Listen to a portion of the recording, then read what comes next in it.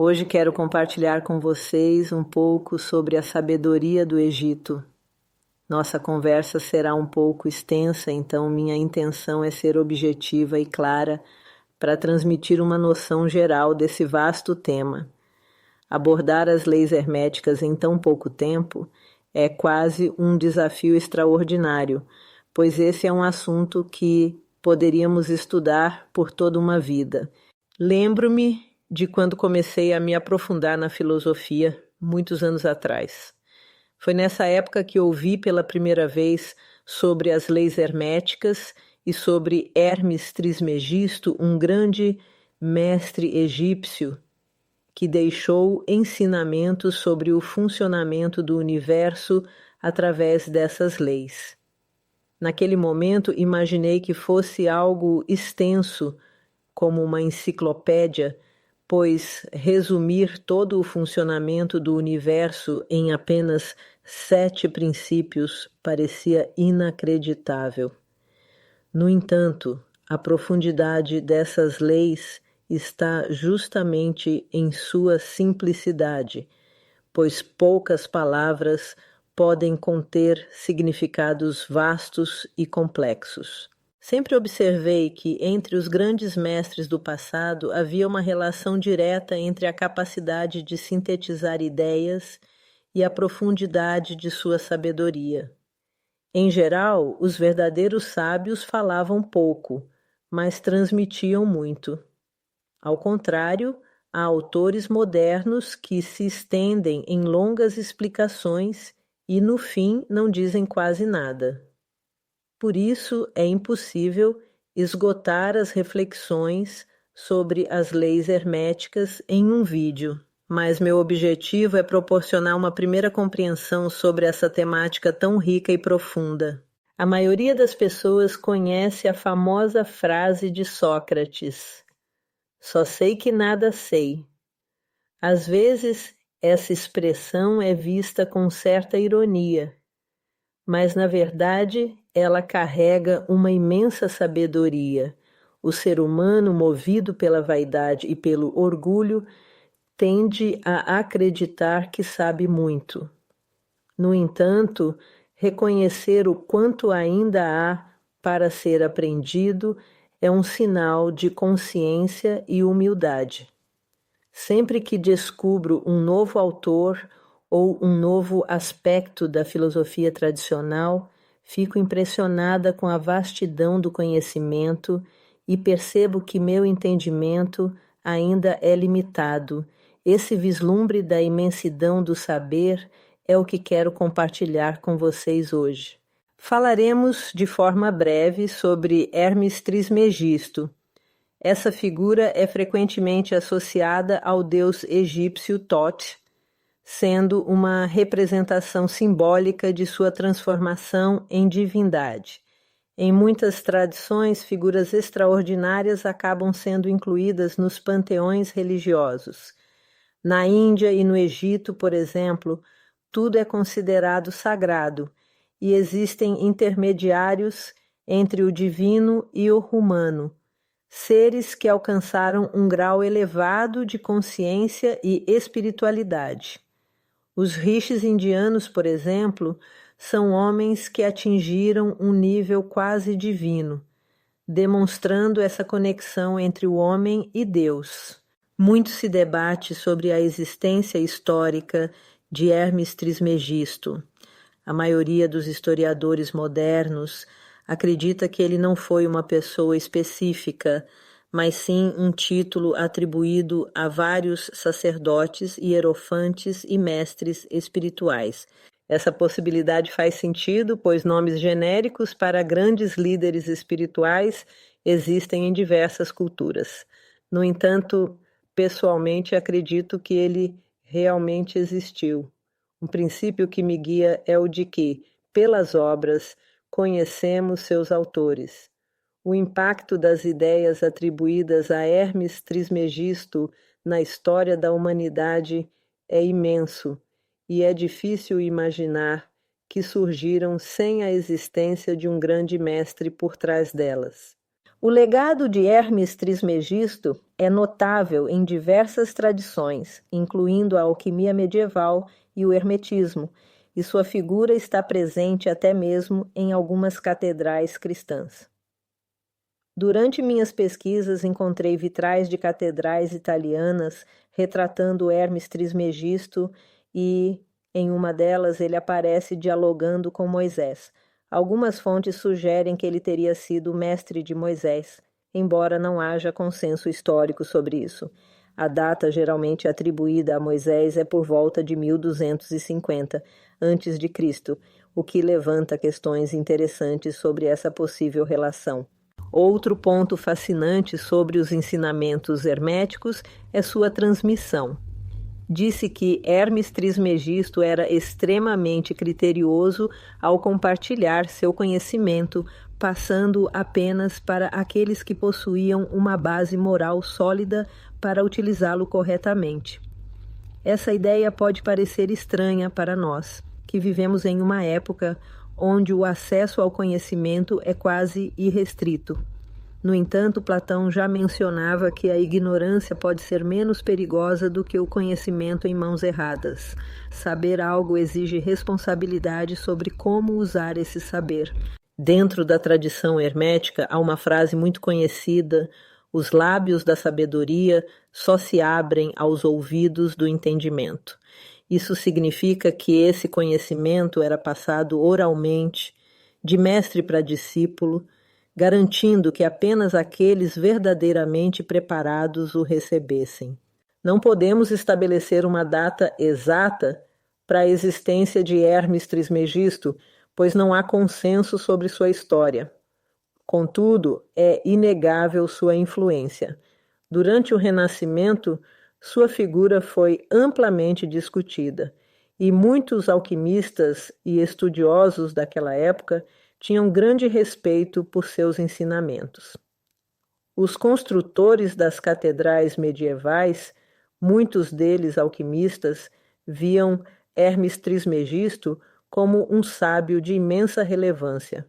Minha própria jornada de pesquisa me levou a encontrar registros fascinantes sobre ele em catedrais cristãs, incluindo ilustrações em vitrais. Em uma delas, na Itália, há uma representação de Hermes Trismegisto conversando com Moisés. Embora não seja possível afirmar com certeza a veracidade desse relato, é interessante notar como seu nome atravessa culturas e tempos, deixando um legado duradouro.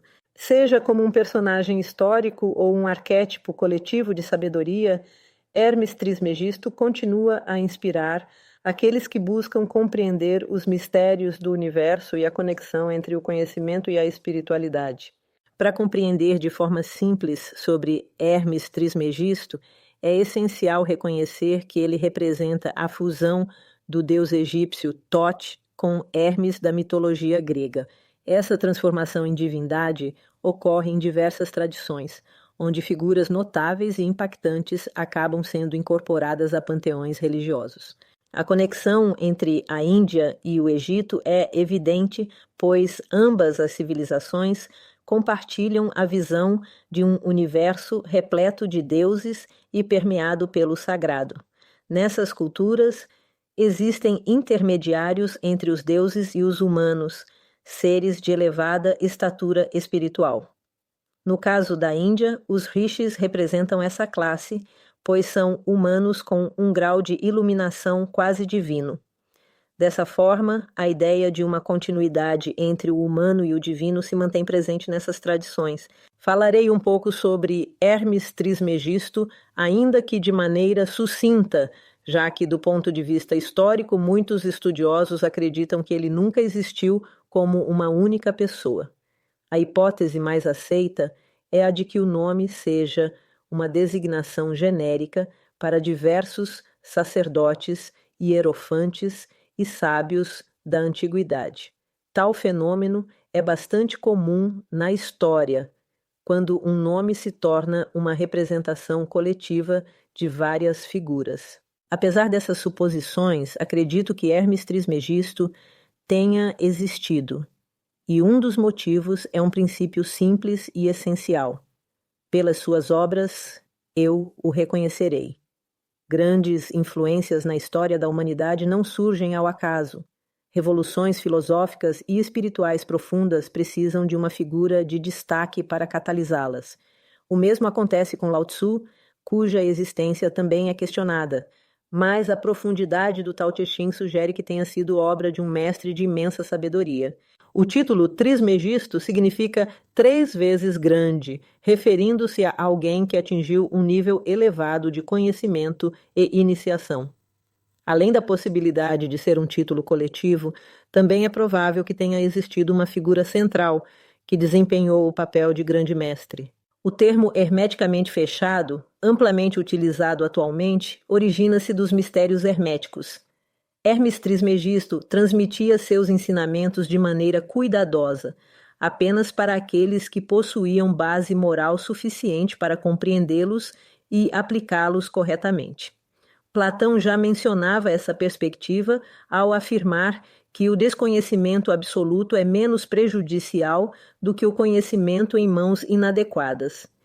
Para os hermetistas, a sabedoria era reservada apenas para aqueles com entendimento adequado, o que se reflete na máxima: os lábios da sabedoria só se abrem aos ouvidos do entendimento. O homem fundiu-se conscientemente com o divino. Esse estágio era chamado pelos antigos de iluminação. Não era mais uma questão de buscar Deus, pois ele já estava dentro e fora, e não havia mais separação entre o homem e o sagrado. Era um estado de unidade absoluta, onde todas as barreiras entre o ser humano e o cosmos eram dissolvidas. Esse era o ápice da iniciação, o momento em que o homem tornava-se verdadeiramente divino. Os antigos mistérios egípcios ensinavam que essa fusão não era algo dado, mas sim conquistado. Através do conhecimento, da purificação e da vivência dos princípios sagrados, o homem poderia transcender sua condição limitada e atingir um estado de consciência superior. Esse é o verdadeiro significado do conhece-te a ti mesmo de Delfos. Não apenas entender a mente e as emoções, mas reconhecer a centelha divina que habita dentro de si e integrá-la ao todo.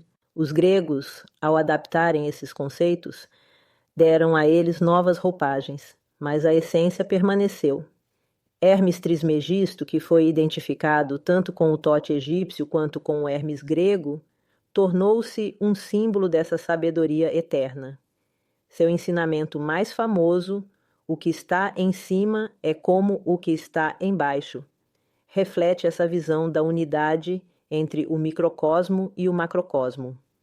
Assim como o homem reflete o universo, também pode compreender seus mistérios e eventualmente tornar-se um com ele.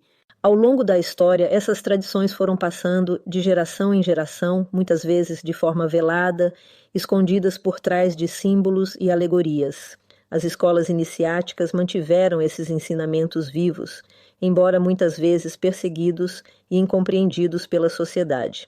Na Idade Média, por exemplo, a alquimia surgiu como um véu para esses conhecimentos antigos, escondendo em metáforas e processos químicos o verdadeiro caminho da transformação interior.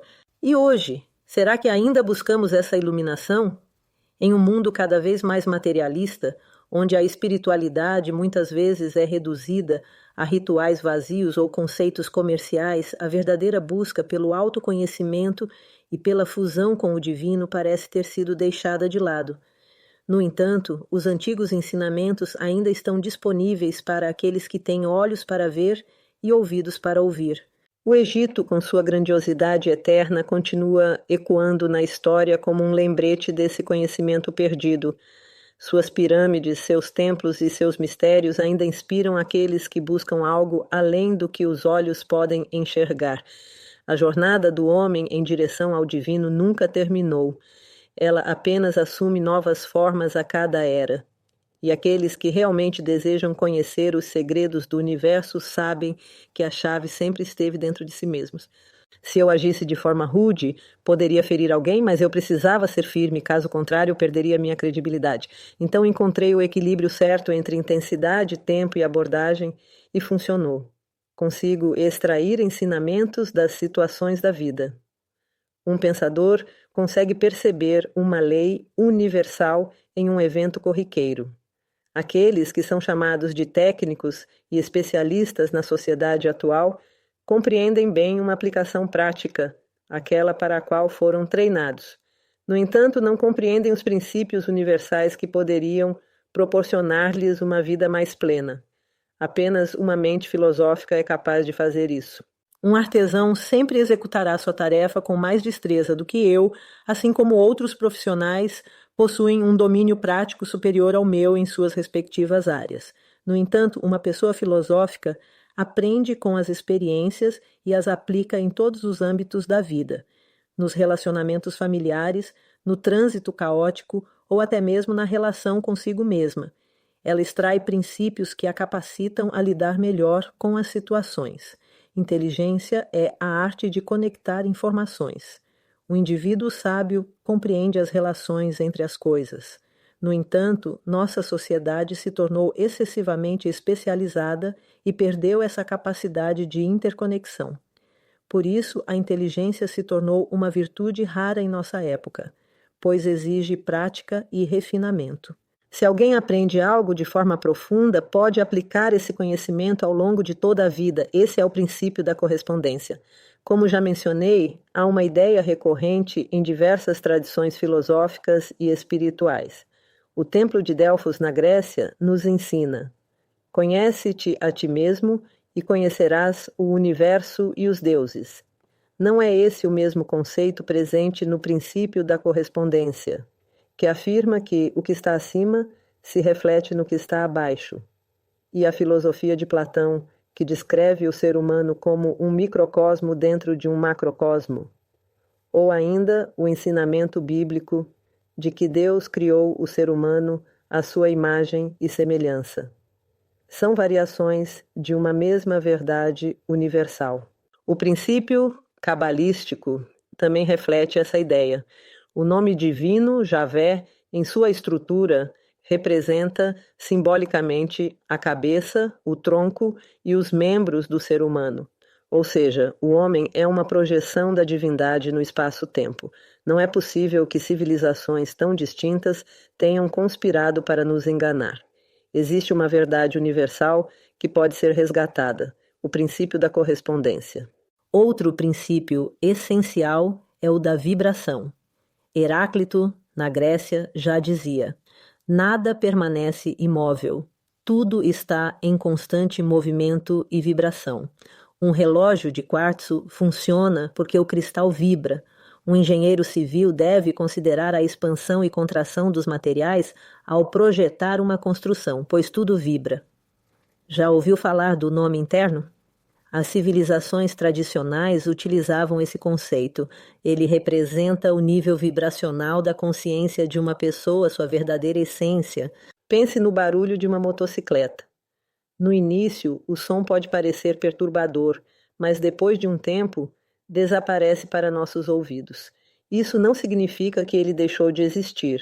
Apenas saiu do espectro auditivo humano. O mesmo ocorre com a luz. Quando sua frequência atinge um determinado nível, deixa de ser perceptível. Assim, o universo e sua verdadeira natureza estão diretamente ligados ao padrão vibratório de cada elemento. Na tradição egípcia, encontramos um conceito fascinante. Se acelerarmos a matéria, teremos energia. Acelerando ainda mais, obteremos luz. E continuando nesse processo, atingimos o mistério, o desconhecido, o espírito e, por fim, o divino. O universo pode ser medido pelo seu nível vibratório e nossa consciência também. Nosso nível vibracional pode ser elevado ou reduzido, e isso define nossa sintonia com diferentes realidades. A matéria vibra de forma tão densa que parece estática, enquanto o espírito vibra de maneira tão rápida que também aparenta estar imóvel. São os dois extremos do espectro vibracional. Platão, em sua obra A República, sonhava com uma sociedade ideal e alertava: cuidado com a música que o governo oferece ao povo. Ele afirmava que era possível reconhecer a natureza de um estado pelo tipo de música que este promovia. Isso porque a música é uma expressão pura de padrões vibratórios e pode influenciar diretamente a vibração da consciência. Nada passa despercebido no universo. Uma pessoa pode afirmar que gosta de um tipo de música de baixa vibração, mas que isso não afeta sua vida. No entanto, ao enfrentar desafios, sua mente buscará sintonia com esse padrão vibratório. Por isso, Platão considerava a música um elemento essencial na educação. Sri Ram, um filósofo do século passado, dizia que a evolução nada mais é do que o refinamento dos gostos e preferências. Devemos ter cautela com tudo o que pode arrastar nossa consciência para vibrações mais densas. A evolução é um processo de aceleração vibracional. Quanto mais elevada for nossa vibração, mais nos aproximamos das realidades espirituais mais sutis e nobres. O nome interno de cada ser é determinado por sua frequência vibratória. Os mantras foram criados para reproduzir essas vibrações. Na Índia, ao pronunciar os nomes das divindades, os mantras buscavam reproduzir a vibração original desses nomes sagrados. Antigamente, apenas os brahmanes tinham permissão para entoá-los corretamente, pois compreendiam a importância dessas vibrações. Hoje, essa prática se perdeu. O princípio da vibração nos ensina que todos os pensamentos, emoções e estados mentais possuem uma frequência específica. Evoluir significa buscar vibrações mais sutis e alinhá-las à nossa consciência. Assim como ninguém pode consumir um alimento estragado sem sofrer consequências físicas, ninguém pode nutrir sua mente e seu coração com energias negativas sem sofrer os impactos disso. Nada no universo acontece sem um efeito correspondente. Outro princípio fundamental é o da polaridade. Ele nos ensina que tudo possui dois polos. Tudo é duplo, tudo tem seu par de opostos. O semelhante e o diferente são, na verdade, um só. Os opostos são idênticos em natureza, mas distintos em grau. Os extremos se encontram. Toda verdade é uma meia-verdade. Todos os paradoxos podem ser reconciliados. Parece complexo, mas vejamos um exemplo simples: um termômetro. O quente e o frio pertencem à mesma natureza, mas variam em intensidade. Onde exatamente o quente se torna frio? Não há uma divisão exata, pois ambos são apenas extremos de um mesmo fenômeno. O mesmo ocorre com estados emocionais. O medo pode se transformar em coragem, a raiva pode ser convertida em compreensão. Tudo depende do nível vibracional. Assim, aprendemos que é possível transmutar um estado emocional para outro dentro da mesma natureza. O ódio pode ser transformado em amor verdadeiro, não em paixão efêmera, mas no amor autêntico e profundo. Todos os princípios estão interligados, e o próximo o princípio do ritmo reforça essa conexão. Tudo no universo possui ciclos e oscilações. Tudo tem fluxo e refluxo. Tudo se manifesta em movimentos equilibrados. O ritmo é a compensação. A vida é feita de altos e baixos, e compreender esse fluxo nos permite viver de forma mais harmônica e consciente. O ritmo é implacável, mas posso encontrar um ponto de estabilidade que me liberta dessas flutuações. Se acredito que houveram pessoas que verdadeiramente amaram a humanidade, penso nos grandes mestres espirituais. Para os cristãos, Jesus Cristo. Para os budistas, Buda, e muitos outros seres que marcaram a história com sua sabedoria. Se essas figuras sentiram amor profundo pela humanidade, esse amor não foi tranquilo, duradouro e sereno, esse sentimento emanava de uma consciência elevada. O verdadeiro amor é sóbrio, profundo e constante, não oscila e não se contradiz.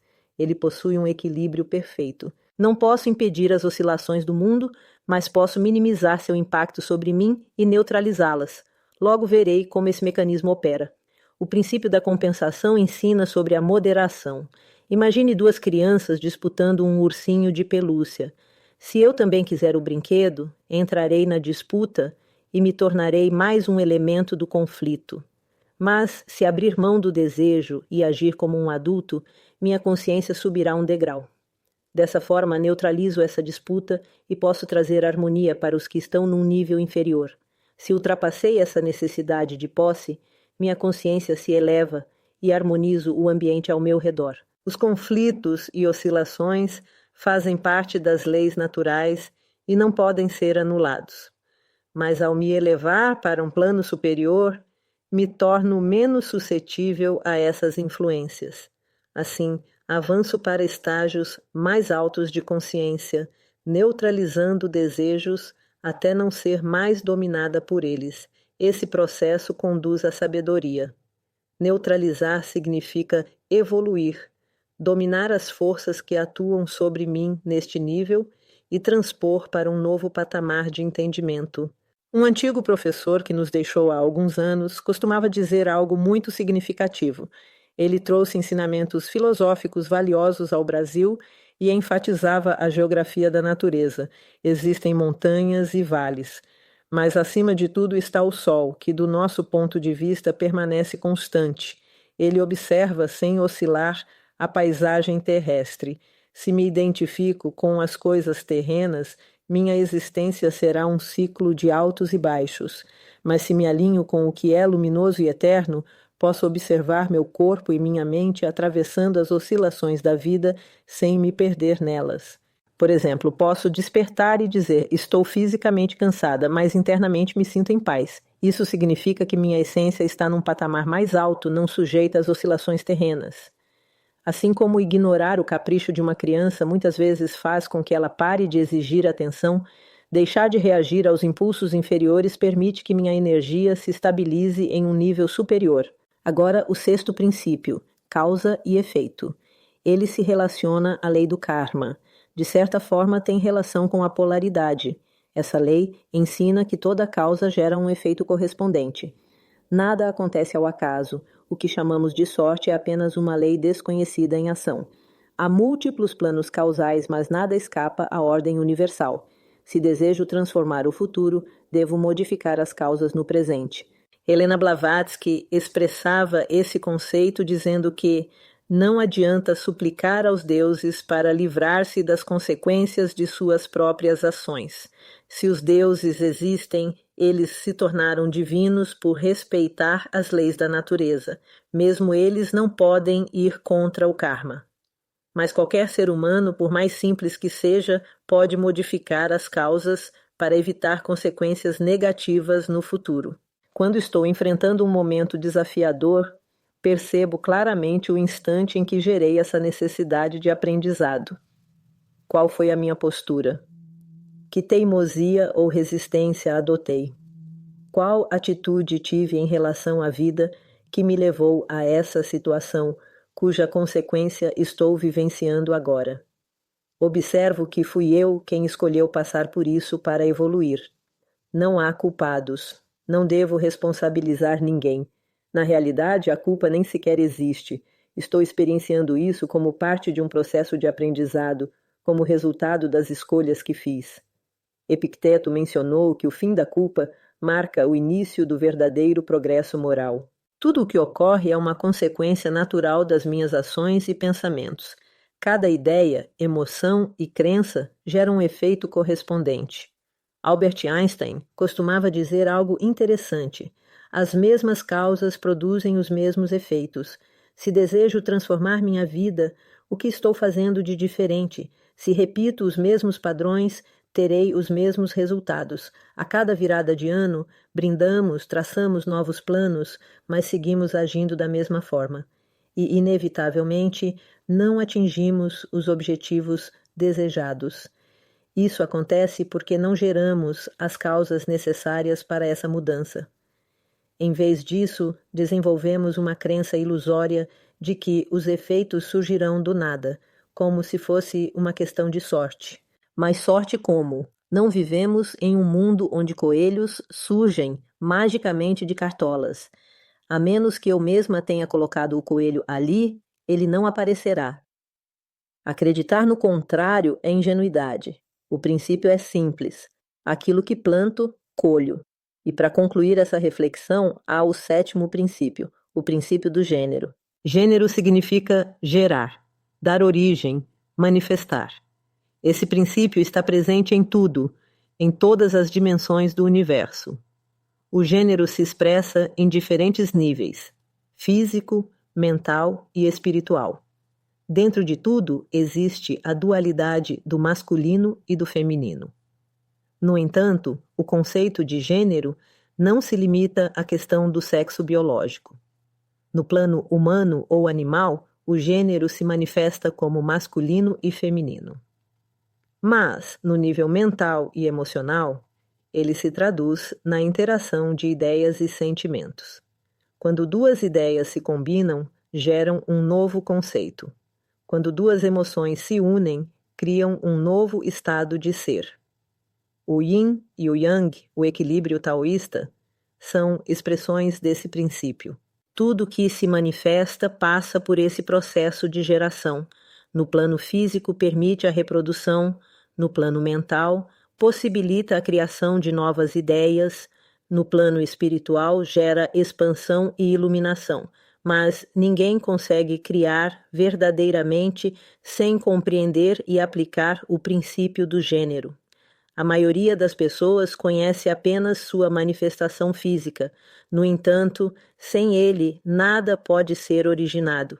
Ísis, Osíris e Horus são exemplos mitológicos que ilustram esse princípio. A conexão entre o princípio do gênero e o mentalismo é profunda. Aquilo que pensamos e nutrimos em nossa mente determina muito do que experimentamos na realidade. Sempre que vejo manifestações de amor ou ódio por figuras públicas, lembro-me desse episódio. As pessoas frequentemente reagem com sentimentos intensos sem uma conexão real com o objeto de sua emoção. Muitas vezes elas apenas repetem o que ouviram, sem uma reflexão verdadeira. Isso me fez perceber que grande parte dos sentimentos que expressamos não são autênticos. Sentimentos não deveriam ser tratados como meros entretenimentos. Quando os usamos de forma superficial, deixamos de sentir de verdade. O que eu realmente amo? O que verdadeiramente me causa dor? O que penso de fato sobre os outros seres humanos? Será que já refleti sobre essas questões? Se não, significa que ainda estou apenas no estado de mente receptiva, sem realmente gerar algo próprio. O princípio da geração só se concretiza quando sou capaz de criar algo genuíno. Só quando fertilizo minha própria mente com minhas próprias ideias, posso formar minha verdadeira identidade. Só assim posso contribuir para o mundo com minha mensagem e propósito. A maioria das pessoas comunica muito pouco de sua verdadeira essência ao mundo. Poucos expressam sua identidade autêntica. Mas só quando me torno consciente e escolho deliberadamente as ideias e sentimentos que alimento é que posso verdadeiramente me tornar quem eu sou e cumprir o propósito pelo qual estou aqui. E por fim, uma recomendação presente no Kybalion, que considero muito bela. Trata-se de uma citação de Helena Blavatsky. Honre a verdade com a prática. Ela nos orienta da seguinte maneira: tenha cuidado com a avidez intelectual e transforme em ações concretas o que aprendeu. Estude os princípios e ensinamentos, mas os coloque em prática também.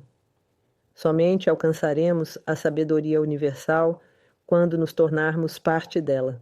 O conhecimento, assim como a prosperidade, existe para ser utilizado. A lei do uso é absoluta e aqueles que a negligenciarem enfrentarão as consequências naturais desse desequilíbrio. O conhecimento exige responsabilidade. Se alguém não deseja assumir compromissos com a própria existência, com os outros ou com a humanidade, talvez seja melhor não buscar determinadas verdades. É como saber nadar e presenciar alguém se afogando. Há uma obrigação moral de ajudar. Por outro lado, se a pessoa não sabe nadar, lançar-se à água seria imprudente, pois ambas as vidas estariam em risco. O aprendizado envolve comprometimento. Se desejo adquirir conhecimento, preciso estar disposta a aplicá-lo. Caso contrário, seria apenas um acúmulo vazio de informações. Não é possível compreender algo verdadeiramente sem vivenciá-lo. Essa é uma advertência que Hermes Trismegisto nos deixa para as futuras gerações. Tenha cautela e viva conforme o que sabe. Honre a verdade com a prática. Essencialmente, como mencionei, essa é a essência do ensinamento. Segundo Hermes Trismegisto, essas 7 máximas sustentam a realidade manifesta. Seu profundo entendimento nos permite compreender as leis universais. Estamos constantemente interagindo com essas leis que chamamos de vida. O universo é regido por princípios. Ele é estruturado pela ordem e pela inteligência. Não há desordem no cosmos. O matemático Henri Poincaré afirmou: o acaso é apenas a medida de nossa ignorância. Esse pensamento é profundamente hermético. Nomeamos como acidental tudo aquilo que ainda não compreendemos plenamente. Pois mesmo no aparente caos, há forças e leis em operação que ainda desconhecemos. Ao adquirir entendimento, passamos a ter responsabilidade sobre ele. Algumas situações podem dificultar nosso foco no aprendizado. Um exemplo simples seria o de crianças disputando um brinquedo. Se não nos importamos com o objeto, conseguimos resolver o conflito de maneira neutra. Entretanto, se acreditamos que algo nos pertence, a disputa se torna mais difícil. O mesmo acontece com nossas questões internas. Se me sinto atormentada por uma dor de cabeça constante, ela pode impedir minha concentração. Isso significa que estou colocando atenção excessiva nela? Esse é apenas um exemplo físico, mas o princípio se aplica a qualquer questão interna que nos aflige. Cada situação tem suas particularidades. Quando enfrentamos uma crise intensa, a prioridade é passar por ela da melhor forma possível. No entanto, depois que o momento crítico passa, é importante refletir sobre suas causas. Muitas pessoas que sofrem com dores crônicas, por exemplo, já perceberam que certos estados emocionais podem desencadear esses sintomas. Ao identificar esses padrões, é possível aprender a redirecionar o pensamento e evitar esses gatilhos. A ciência já demonstrou que muitas enfermidades físicas têm origem psicológica. Doenças psicossomáticas podem ser prevenidas e, em muitos casos, curadas sem medicamentos. A medicina ayurvédica da Índia se especializou nesse campo. No nível emocional, isso se torna ainda mais evidente. Emoções reprimidas frequentemente surgem quando enfrentamos dificuldades que não sabemos como lidar. A solução está em sobreviver ao momento de crise e, posteriormente, analisá-lo. Se uma pessoa é colérica, não conseguirá estudar filosofia enquanto estiver dominada pela emoção. No entanto, depois que a raiva passar, ela pode refletir sobre sua origem e aprender a reagir de maneira mais equilibrada. Compreender a raiz do problema é essencial para superá-lo. Segundo o hermetismo, enfrentamos determinadas situações porque precisamos delas para crescer. Os desafios externos são reflexos das batalhas internas que precisamos travar. Ao compreendê-los, temos a oportunidade de superá-los. Na antiga Grécia, os templos dedicados à cura funcionavam de maneira semelhante. As pessoas dormiam nesses locais sagrados e durante o sono tinham sonhos reveladores sobre a origem de suas doenças. Isso porque, se não compreendermos as causas de nossas dificuldades, seus efeitos continuarão surgindo de outras formas. O sofrimento não desaparece até que entendamos sua raiz. Um autor árabe, seu nome é Ibn Tufail, escritor de O Filósofo Autodidata. É uma obra fascinante que narra a história de um homem que atinge um estado místico de conexão com o divino apenas pela observação da natureza. O livro ilustra como qualquer pessoa pode alcançar níveis elevados de consciência. É uma leitura extremamente enriquecedora. Gosto de mencionar essas obras para que fique claro que a busca pelo conhecimento e pela sabedoria sempre esteve presente na humanidade em todas as épocas e lugares. Essa história árabe do século XII é um exemplo belíssimo disso. Sobre a questão do masculino e feminino na mente, isso significa que nossos pensamentos não surgem do nada. Alguém pode plantar uma ideia em nossa consciência, assim como uma semente é lançada ao solo. Essa semente pode ser uma simples frase dita por alguém que se infiltra em nossas emoções. Podemos passar dias refletindo sobre um comentário negativo. sem perceber que a ideia sequer nos pertencia inicialmente. O princípio hermético sugere que aquilo que nutrimos dentro de nós cresce e se manifesta.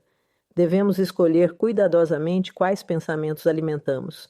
Há estudiosos que afirmam que nossa sociedade atual vive um modelo neurótico, no qual os relacionamentos estão se tornando cada vez mais instáveis. As leis parecem depender de interpretações subjetivas. Isso pode ser verdade, pois temos a tendência de relativizar tudo. Hoje, expressar opiniões firmes sobre determinados temas pode ser visto como algo controverso.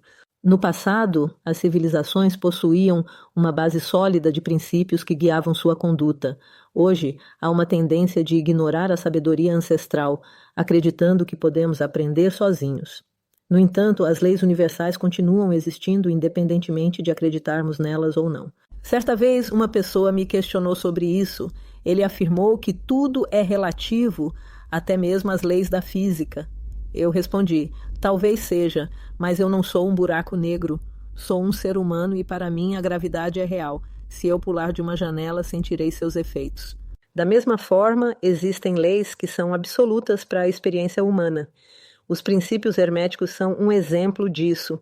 Assim como a aerodinâmica rege o voo dos aviões, os princípios herméticos orientam o equilíbrio e o desenvolvimento do ser humano. Passamos por momentos desafiadores. É essencial ter essa consciência e manter uma certa clareza sem se inclinar demais para um extremo ou outro. Avançamos, mas esse progresso por vezes é lento. Refletir sobre isso pode ser difícil, pois a realidade frequentemente nos cega com tanta brutalidade. Diante de tanta crueldade, acabamos enxergando apenas os aspectos sombrios da humanidade. No entanto, o simples fato de nos indignarmos já é um sinal positivo. Nem sempre, ao longo da história, as pessoas se revoltaram diante das injustiças. Poucos, por exemplo, demonstraram indignação ao ver Sócrates beber a cicuta. Hoje, no entanto, uma grande parte da humanidade se levanta contra atrocidades, como as cometidas por grupos extremistas. Isso demonstra evolução. Precisamos ter paciência, tanto conosco quanto com a humanidade. Devemos confiar no potencial humano, acreditar em nós mesmas e seguir trabalhando. Foi para isso que viemos. Esse é o nosso propósito na Terra. Contribuir para a nossa própria evolução e para o crescimento coletivo. Perder a fé no ser humano é um dos piores erros que podemos cometer, pois quem desiste não cresce e tampouco auxilia os outros a se desenvolverem. Dessa forma, o pessimismo se torna uma armadilha perigosa e devemos ter cautela com isso. Tenho refletido muito sobre esse princípio essencial, que parece ser o mais fundamental, o mentalismo. Será que ele é mais poderoso do que os outros? De certo modo, sim, afinal, tudo pode ser reduzido ao mentalismo. Estava pensando sobre a relação entre causa e efeito. Se existe uma causa, podemos prever a consequência. E, através da mente, podemos modificar esse efeito, já que o identificamos previamente. Isso não o torna mais forte do que os demais princípios? Ao analisar textos sobre o tema, percebi que há uma grande ênfase nesse conceito. A única forma de compreender a existência de Deus é considerando-o como o uno, o ser absoluto. O universo que conhecemos é, então, uma criação mental. Em outras palavras, uma ilusão, pois, sendo ele o único, não poderia criar algo externo a si mesmo. Se houvesse algo além dele, então haveria dois, ele e o outro, e ele deixaria de ser o uno. Dessa forma, a única maneira de manifestar algo seria através da mente, criando formas mentais. Assim, tudo o que percebemos surge e desaparece, como acontece com as coisas do mundo material. Portanto, toda a realidade do universo manifestado são imagens dentro da mente divina, o que algumas tradições chamam de Mahat. Tanto os objetos quanto as leis que os regem fazem parte dessa criação. Se o universo foi criado com um propósito, ele não é fruto do acaso. No entanto, tudo nele é transitório, e a transitoriedade é um sinal de ilusão. Aquilo que é permanente não pode ser afetado pelo tempo ou pelo espaço. Dessa maneira, todas as outras leis se encaixam nesse princípio, pois tudo acontece dentro da consciência divina. O grande engano da humanidade é semelhante ao mito da caverna de Platão. Vivemos cercadas de sombras, acreditando que são a realidade. No entanto, tudo o que existe é mental. O universo é uma construção da mente. Consequentemente, nossas vidas também são moldadas por nossos padrões de pensamento. A forma como percebemos o mundo determina as experiências que atraímos e vivenciamos. São nossas ideias e crenças que dão origem às circunstâncias ao nosso redor. Recomendo a leitura de um livro que considero extraordinário, o Kybalion, um dos melhores que já li. Ele explica detalhadamente como todas essas leis funcionam em conjunto. Nenhuma delas existe de forma isolada, todas estão interligadas. É impossível, por exemplo, entender o princípio do ritmo sem compreender o da polaridade. E no fim das contas, todos os princípios convergem, pois a polaridade dá origem à causa e efeito. Tudo está entrelaçado, embutido na consciência divina. Esses são os fundamentos pelos quais a mente de Deus opera. Essa é a verdadeira lógica divina. Chegamos ao final desta profunda jornada de conhecimento, mas este é apenas o começo de algo maior. Se você chegou até aqui, significa que sua alma anseia por sabedoria, por expansão, por compreender os mistérios que regem nossa existência. Agora eu lhe faço um convite. Não guarde essa luz apenas para si.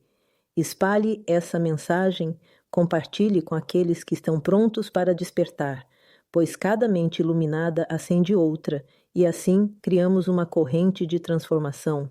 A verdade tem um poder inabalável, mas para que ela alcance mais corações, precisamos agir juntos. Deixe seu comentário, expresse o que ressoou dentro de você. Seu like é um sinal ao universo e ao próprio algoritmo do YouTube de que este conteúdo precisa chegar a mais buscadores da verdade. Se ainda não faz parte desta família de almas despertas, inscreva-se agora e ative o sino das notificações, pois temos muito mais a desvendar. Namastê, sempre com muito amor e carinho. Envio toda a energia de prosperidade, amor e abundância a todos vocês.